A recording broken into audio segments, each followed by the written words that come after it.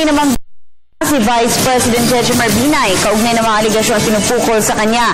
Una na dito ay ang timor ng maanumalyang pagpapatayo ng Makati City Hall Building 2. Ang ulat mula sa aming kasama, si Ria Fernandez. Matapos ang rekomendasyon ng Senate Blue Ribbon Subcommittee na kasuhan ng plunder si Vice Presidente Jejomar Binay, bumuelta ang pangalawang Pangulo at sinabing ministerial lamang ang kanyang naging papel sa di umano'y maanumalyang konstruksyon ng Makati City Hall Building 2. Sa isang panayam sa radyo, iginiit ni VP na isa sa mga ministerial duty ng isang pinuno ng ahensya ang pumirma sa mga dokumento.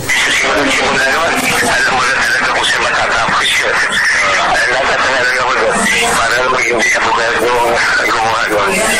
Sinasabi kaya ako isinasama sa kanila. Dahil sa ako pumirma sa papel. May desisyon ng Korte Suprema dyan Ang heads of the agency as a rule, pumirma yan, ministerial.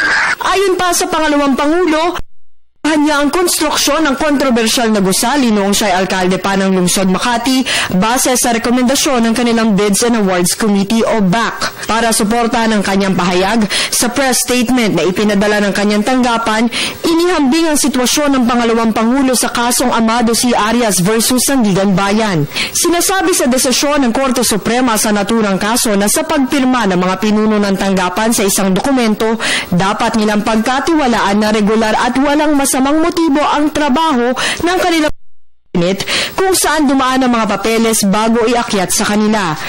Bago ang kamakailang rekomendasyon ng Senate Blue Ribbon Subcommittee, una nang nagsampa ng kasong plunder sa tanggapan ng Ombudsman ng abogadong si Renato Bondal at si Nicolas Enciso VI laban kay VP Binay noong July 2014. Ito'y dahil sa di umano'y overpricing sa konstruksyon ng Makati City Hall Building 2. Para sa Telebisyon ng Bayan, Ria Fernandez.